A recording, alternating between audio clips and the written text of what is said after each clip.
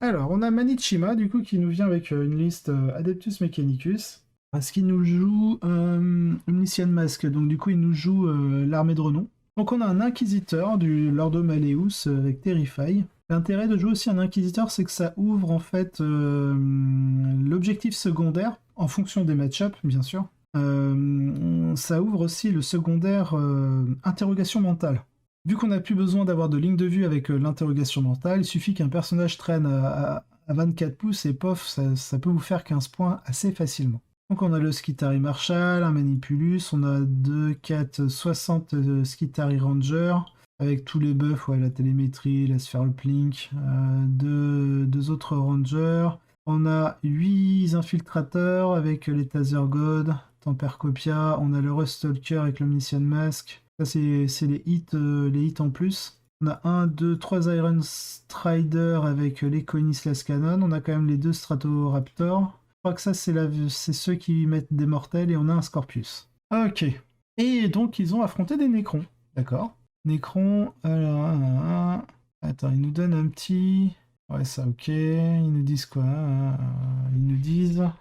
Enrakir et Zarek sont à la tête d'une force nécron variée, incorporant un peu de tout. Notez qu'il manque à cette liste sa dynastie, mais nous pensons qu'il s'agit des expansionnistes éternels. Donc c'est-à-dire ces expansionnistes éternels, c'est le pré-move et super OP sur les unités de l'armée. Donc on a un roi silencieux en seigneur de guerre, très bien. On a Enrakir le Travelers, on a Flayed One, donc c'est 6 Flayed One, ok. On n'est pas sur des packs de 60 comme en Europe. On a deux unités de Scorpec Destroyer, Lich Guard, en attaque on a Vrace, ok. On a un Heavy Destroyer avec Ghost Destructor, on en a 3. Ensuite, on a une patrouille avec un Technomancer. Donc, le Technomancer, c'est le chrono qui donne l'invue. Donc, le Techno, c'est celui qui raise, il me semble. Hein. Je pourrais me tromper. Voilà, on a une unité d'immortel, on a deux petites unités de scarab, et voilà. Alors, qu'est-ce que ça a donné? Adeptus Mechanicus revient sur le terrain une fois de plus avec un pilote assez puissant à la barre. Mais comment va-t-il s'en sortir face aux Nécrons nouvellement habilités? Il y a 6 mois, si vous jouez des Nécrons contre des Zenmecs, vous étiez presque sûr d'être à court de matériel. Les Nécrons jouent ici avec un solide supplément de 120 points par rapport à l'avant Nash Moon, tandis que les Zenmecs ont toujours plus de 200 points de moins que leur pic. Encore mieux pour les Nécrons, cet événement a été joué sur le terrain extrêmement lourd du WTC. Ça, pour une fois que... Ok. Leur donnant une bien meilleure chance de se cacher des volets de tir de fusil galvanique que sur certaines tables. Et en tant que construction axée sur la mêlée, la mission Tide of Conviction a beaucoup d'attrait pour eux. Les tables lourdes signifient aussi que cacher Zaret et les destroyers lourds Locust pour les Stratoraptors ont fait et à faire des mouvements risqués pour les engager est tout à fait viable. Bah pour une fois que l'US utilise le layout WTC, c'est intéressant. Du point de vue des admecs, le grand avantage qu'ils ont est que le temps joue en leur faveur. Alors oui, là je parle du WTC, normalement aux US ils sont pas vers ce type de terrain au niveau du WTC, parce que c'est Richard Ziegler dans l'interview de Creative Wargame qui disait que justement les décors des associations sont vieillissants et qu'il espère qu'ils vont rapidement remettre à jour un peu tout leur décor, et c'est pour ça qu'en fait aux US, vu que leurs décors sont vieillissants, qu'ils ont un peu ce style de table où c'est justement les joueurs qui, en fait, la table est divisée en deux et chaque joueur va positionner ses décors, donc ils le font un par un, positionner leur décor sur leur moitié de table. Donc voilà, mais il y en a beaucoup, en tout cas chez les gros joueurs US, qui voudraient justement que les associations en fait se mettent sur des layouts de table fixes. Et beaucoup aiment énormément le WTC, ou en tout cas le respectent, parce que c'est hier soir, donc pour ceux qui ont suivi le live de FWS, c'est Per Castor qui disait que effectivement aux US, lorsque vous parlez du WTC, en fait le WTC pourrait le considérer comme un niveau au-dessus à leur format.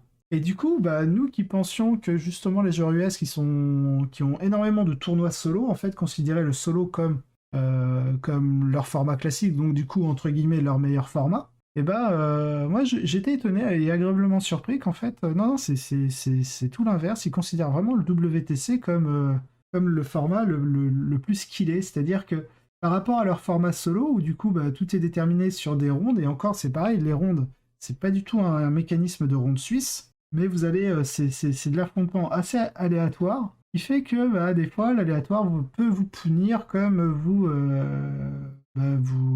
donner de gros avantages. Donc, donc à voir, et chaque travées ont aussi leurs propres règles au niveau des décors. Des fois un même décor va être obscurant ou bloquant. Et sur une autre travée, le même décor, du coup, sera ni obscurant ni bloquant. Enfin voilà, donc du coup, ouais, il y a une certaine, un certain moyen aléatoire. Enfin, il y a beaucoup d'aléatoires dans le format US, mais en même temps, ça permet, bah, vu que tout le monde est apparié de manière aléatoire sur des tables entre guillemets aléatoires, bah, du coup, il y a une certaine égalité sur tout le monde, parce que tout le monde est traité à la même enseigne. Du coup, voilà, qui considère, en tout cas, c'est les mots de Percassin, qui considère le WTC comme supérieur en termes de niveau à leur format. J'ai été déjà agréablement surpris. Et du coup, bah, de voir un tournoi US qui se déroule sur les terrains de WTC, et bah, c'est peut-être pour ça qu'on voit de l'ANMEC et du Necron en finale. Parce que c'est hier où j'ai vite fait regarder en diagonale l'article, je me suis dit, what? Mec Necron au format US? Et du coup, je comprends un peu mieux. Donc, on continue. Du point de vue des Enmecs, le grand avantage qu'ils ont est que le temps joue en leur faveur. Les Nécrons n'ont aucun moyen réel de faire des dégâts à distance.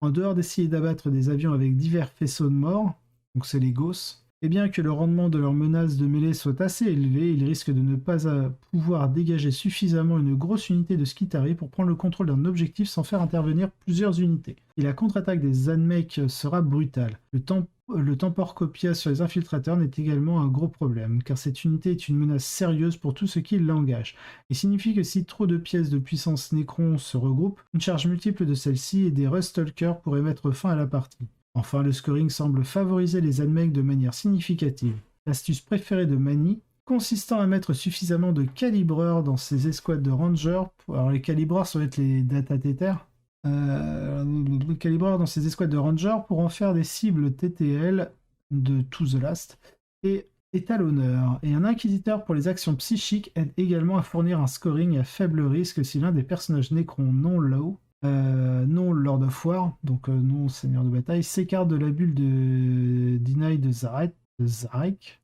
Les deux camps peuvent également jouer un bon jeu de bannière, mais avec le score dans un jeu statique qui semble favoriser les Ennemis, il semble que les Necrons doivent essayer de faire quelque chose, et avoir les Rustalkers qui attendent dans un transport va rendre tout engagement qu'ils essaient de faire très difficile.